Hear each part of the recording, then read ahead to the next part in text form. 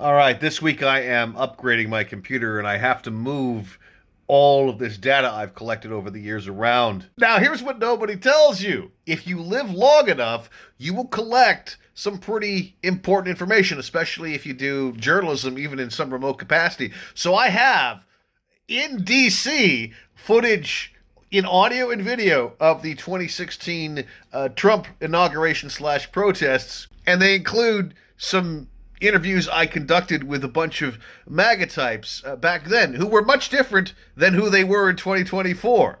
This is the weird thing about doing any upgrade.